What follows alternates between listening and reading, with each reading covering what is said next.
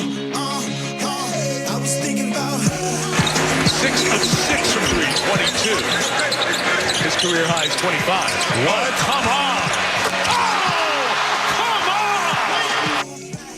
That was Mike Tirico on the call for NBC Sports Boston. Yeah, you heard that right. Mike Tirico on the call for NBC Sports Boston. It's weird. NBC's got to ramp him up for NBA coverage starting next year. I think he did a game in Philly the other night too. Hey, how about that? Look, I like Tirico. I don't like him on basketball. We'll get used to it. It's weird. Yeah, it is a little weird. I think it is a little weird. To me, he's just fine. He is. Mike Tirico is Jay Leno. He's Vanilla Ice Cream. Yeah, he's just fine. When he left ESPN, remember he was calling Monday Night Football and left ESPN to take over Sunday Night Football on NBC. And Al Michaels was like, "Nah, dog, that ain't the move." For years, like he was just like, "Yeah, no, I'm not going anywhere. Yeah. I'm not leaving this thing." And it took a long time. Mm-hmm. I bet How long do you think Mike Tirico was like, maybe I regret this? Yeah, because he got paid a crap ton to go to NBC because they thought Al Michaels had like a year left. Yeah, and then it was like 4 or 5 years. Yeah. Well, I have a feeling he's done pretty well, with all the Olympics coverage and stuff. Well, and all he had to do was call Notre Dame football, you know? Like, oh, wait. I think Mike Tirico's doing just fine. Yeah. But Payton Pritchard right there, you heard that. They said his career high is 25. No, it's not. It's now 43. Yeah, he as crazy as his game was, in the first half, it was Derek White. Derek White finishes the first half with 24 points on 6 of 9 from 3, which is insane because Payton Pritchard finished the first half with 18 points on 5 of 9 for 3. Derek White in the second quarter alone just went berserk, had 14 points, 4 of 6 from 3. Pritchard, he was his quiet quarter. Mm-hmm. He was only 1 of 4 from 3, but this game started with Pritchard hitting I think he hit his first 2 threes, and it was like, oh, Pritchard's kind of got it going. Comes down the Blazers come down the court. I want to say about the 7-minute mark. Scoot Henderson has just checked in, and I don't know what got into Scoot, but he was like determined to go at Payton Pritchard's neck, and he turned him inside out with an inside out cross and got to the rim and finished. It was like, oh, he just snatched Pritchard's soul. That was one of the nastiest crossovers I've seen Scoot have. Pritchard comes down, clearly trying to go at Scoot, can't get by him. Scoot D'd him up. And Payton Pritchard throws a prayer up from the corner that touches nothing but the bottom of the net. And I think that was when I texted you. I was like, I think your over's going to hit. He had 12 in the first quarter. It was like, oh my God. He ended up with 43 points on 14 of 20 shooting, 10 of 16 from beyond the arc, 10 rebounds, 5 assists. He was the leading rebounder in the game. He had 4 offensive rebounds. In the third quarter is when he went nuclear. He had 19 points in the quarter, including 5 of 6 from 3. The most impressive part about all of this, though, with how much the ball was in his hands, he played 43 minutes, did not commit a single turnover. This was a stupid low turnover game for everybody. 9 for the Celtics, 8 for the Blazers. It was about as clean and up and down as you can have in a basketball game. Yeah, so Scoot may have tried to go for his neck. He did not get there. Oh, God, no. No.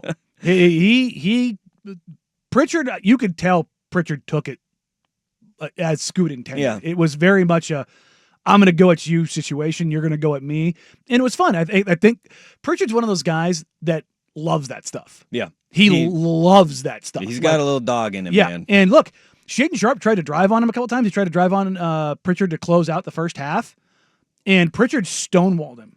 And I thought, I tweeted it. I was like, Shaedon Sharpe cannot settle for an 18-foot fadeaway at the end of the clock against Payton Pritchard. That's not something you can allow to have happen. This from Opta Stats, only one player all time has had over the course of his entire career a 40-point game with 10 or more three-pointers, a 40-point game with 0 turnovers, a 40-point game on 70% shooting, a 40-point game off of the bench, a 40-point, 10-rebound, 5-assist game.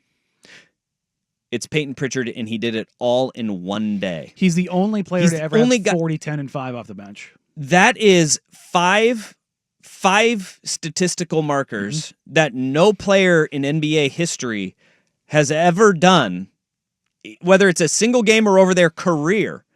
And Pritchard did that to the Blazers last night. I was unbelievable. It was an outlier of outlier games. And look, I'm not saying he's a bad player. Like, you don't expect this from him. You don't expect that from him. His previous career high was 25. Well, I heard he was listening to the show, and he heard you say that he may not win the Sixth Man of the Year. He put himself very firmly at the top of that list pretty damn quickly. They took his odds off the board yesterday. Oh, the Sixth Man of the Year odds came off the board. Really? Because him and Ty Jerome were in like neck and neck. Because that game just won it. Yeah. Look, single games. Because he did come off the bench to do that too. Oh yeah, no, that's the thing. It was we thought maybe Pritchard would start with all the injuries, but they didn't. They brought him off the bench, and there was another stat here. The only players in NBA history to record a game with 40+ points, 10+ rebounds, 5+ threes, or 5+ assists, and 10 made threes. Pritchard joined Damian Lillard and James Harden. Oh, pretty good. And he's also the only player to ever do it off the bench. Well, yeah, and first player, I don't know if you guys already said it, 40 points, 10 threes, and 10 rebounds in a regulation game. Only one to ever do it. Yep.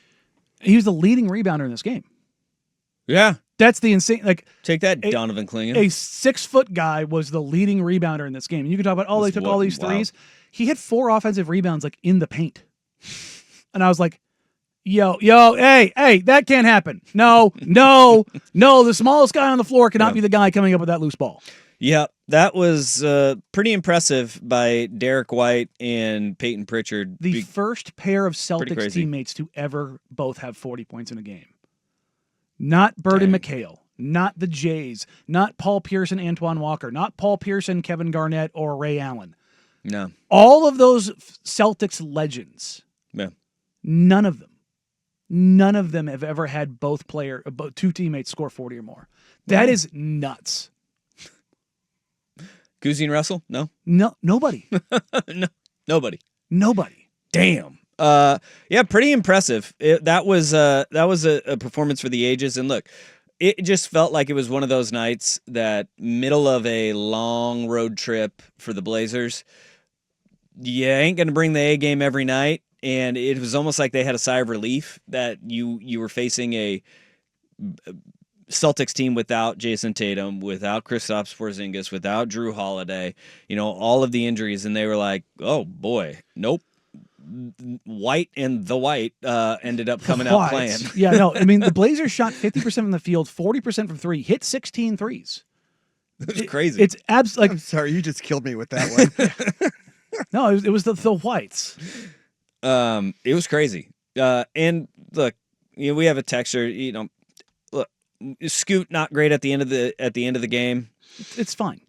It's fine. Yeah, that was one of those games, and the Blazers kind of played like how we expected the Blazers to play against the Celtics.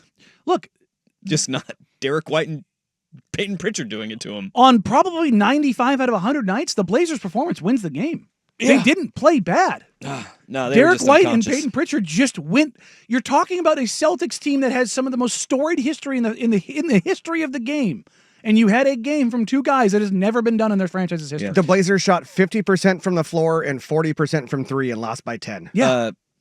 Outside of Payton Pritchard and Derek White, only Jordan Walsh, who went 1 for 1, shot over 50% from the field.